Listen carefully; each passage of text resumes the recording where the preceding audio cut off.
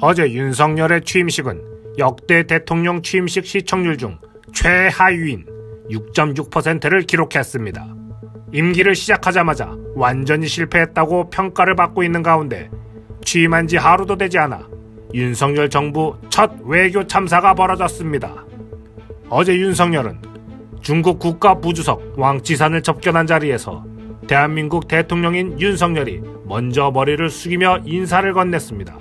왕岐산은 시진핑 다음 7명의 공산당 중앙정치부 상무위원 다음으로 서열 8위, 우리나라로 치면 감사원장이나 이준석 정도 되겠습니다. 윤석열이 왕岐산에게 머리를 숙였다는 것은 대한민국 서열 1위 대통령이 중국의 감사원급 인사에게 머리를 숙이며 스스로 격을 낮췄다는 것입니다. 외교 대참사가 취임 첫날부터 벌어져 많은 국민들에게 큰 실망감을 주고 있는데요. 이날 왕岐산은 윤석열을 만나자마자 양국간 민감한 사항인 쿼드 가입이나 사드 배치 문제에 대한 원만한 해결을 요구하며 윤석열 정부를 압박한 것입니다. 중국이 문재인 정부 때는 요구조차 할 수 없었던 사항을 윤석열을 우습게 보는 것이며 초장부터 버릇을 고치겠다는 것이겠죠.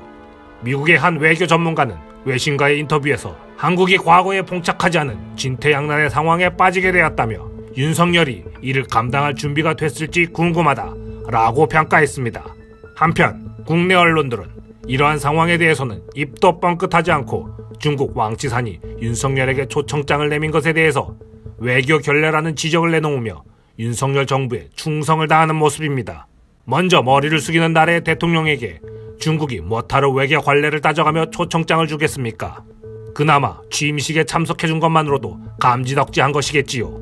지난 대선 기간 중 반중 노선을 노골적으로 드러냈던 이번남들이 왕岐산에게 윤석열이 먼저 머리를 숙인 것에 대해서는 공경 차원에서 그런 것이라며 변호하고 있는데 반중을 선동하던 윤석열과 그를 지지하던 지지자들은 전부 어디로 간 것일까요? 다행스러운 것은 어제 윤석열 취임식 시청률이 역대 대통령 취임식 시청률 중 가장 낮게 기록되며 국민들의 외면을 받았다는 것입니다.